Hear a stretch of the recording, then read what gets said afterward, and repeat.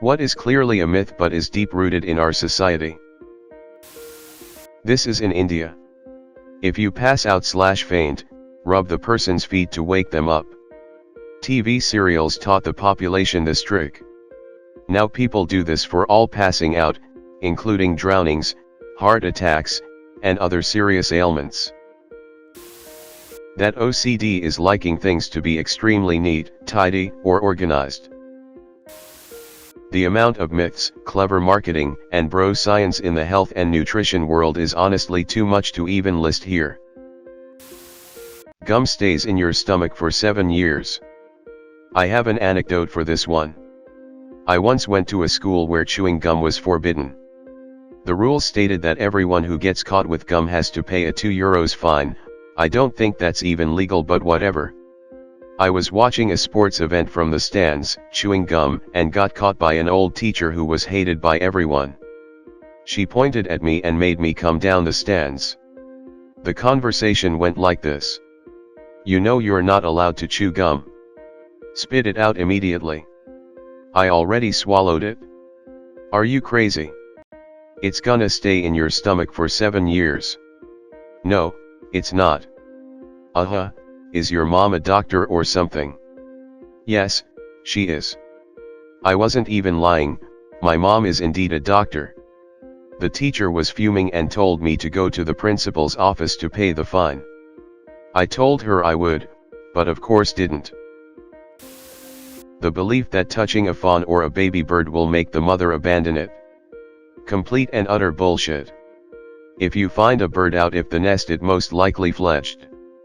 If not, and it is visibly very small, it is perfectly fine to pick it up and place it back in the nest. Same with fawns, animal instincts are much stronger than to just abandon their young because of smell. It has to do more with the fact that fawns hide in tall grass from predators and the mother finds it easier by smell. My mom once found a couple tiny chicks on the ground. The nest was way up in a pecan tree. My mom brought them on the porch and nursed them for a couple weeks. The mama/papa bird would fly down on the porch to check on them all the time, to the point where my mom could hand feed the whole family. They continued to visit my mom for a few years. Leaning your head back for a bloody nose. The alpha/beta social hierarchy that we observed in wolves. The researcher who performed the experiment realized he had made many mistakes in his original take, and has spent the rest of his life trying to undo the damage that report has created. This is one of the worst, in my opinion, because it influences and encourages a type of dog training that is fear-based and that can hinder the relationship between the dog and the person training them, who is often the owner. The makeup of a wolf pack is mostly familial, and the ones in charge are the mother and father, not some chosen alpha. Your dogs deserve respect. That you need to wait 24 hours to report a missing person. If you sincerely think someone is missing, then report it. The faster that a missing person report is filed, the better chance there is that the person will be found. This is especially crucial when it comes to missing children. That Marilyn Manson removed 2 ribs to be able to suck himself off. That black ladybugs with red spots are poisonous. When I was young, I had to give a presentation about ladybugs when someone claimed the spots signify the age of the ladybug in years. I said it was not true. The whole class disagreed with me because, after all, it is common knowledge that a ladybug with 7 dots equals a 7-year-old ladybug, and of course a 24-dotted subcoccinella 24 punctata has to be 24 years old. I refused to give in until the teacher argued that, since everybody was arguing against me, I was clearly wrong and should let go already.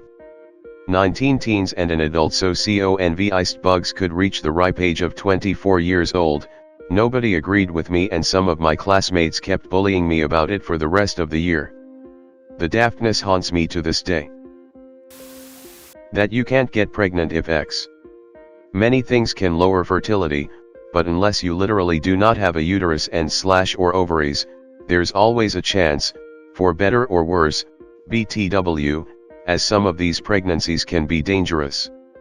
I've known infertile women who mothered kids because their husband was hyperfertile, their hormonal levels shifted as they got older, their birth control failed because of medication or surgery, etc. etc. Assume there's a risk, or a chance, unless the equipment isn't there. The Middle Ages were less barbaric and dark than we think. Anyone says you can trim fat in X area by doing Y exercises. Totally impossible.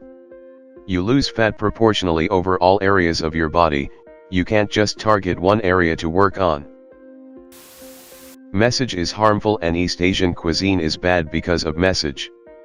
My wife used to think she had an allergy to message, because the only 2 Chinese restaurants in our hometown that didn't make her sick were the ones that claimed not to use it. It wasn't until she started noticing how many other things she eats that have message that she realized that it probably wasn't what was making her sick. That the marshmallow experiment demonstrated that kids who can delay gratification will be more successful later in life. On further review, it was discovered that what it actually demonstrated was that kids who are not economically disadvantaged will be more successful. But the most recent study found no meaningful correlation between the ability to delay gratification as a child and success later in life. If you shave your hair, it will grow back faster, darker, and or coarser. The alpha crap people still use in dog training. Even the guy who came up with it regrets it. It turns out if you're mean to your dog, it's probably going to be mean back. And if it's not, you've successfully traumatized it into being scared shitless of you. Cats don't get attached to their owners but to the house. Completely wrong. My poor cat. Her owner died 2 years ago, and I agreed to take her in. She was 14 years old at the time, and had lived in the same house with the same owner since she was a kitten. The first few weeks were heart-wrenching watching this cat trying to make sense of its new surroundings. She's always social anxiety.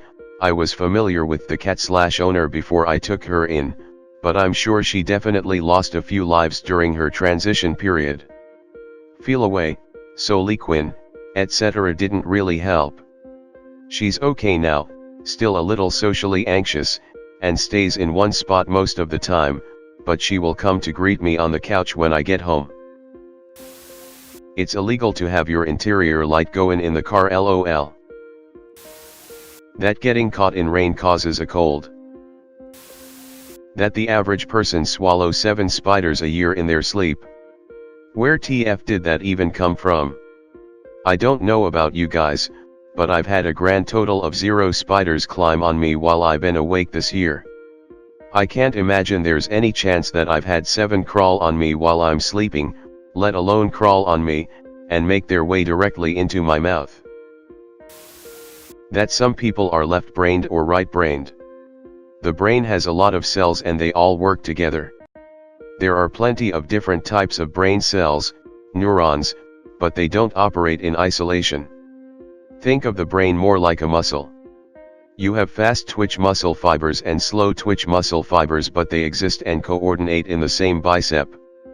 Also, like a muscle, the more you use certain parts of your brain, the better you get. When you start playing piano, you suck. After lots of repetition and practice, you become competent. You are literally able to do something you weren't able to do before. This is called neuroplasticity, and it works the same way for creativity, math, etc. The more you practice math, creativity, or anything else, the better you get. The idea that humans only use X% of their brains. This is so silly. You don't have a bunch of brain that isn't on. Your brain cells consume different levels of glucose during different activities, so your brain's activation pattern looks different depending on what you're doing, but there isn't an area of your brain that's just off and inaccessible. Some areas are more active or less active during different activities. There used to be a thing in Korea about fan death, a belief that a running fan would eventually deprive a room of oxygen and could kill the occupants if they left it running too long. Apparently the belief was prevalent enough that all fans sold there were usually equipped with a safety auto shut-off timer mechanism, kind of like clothes/steam irons.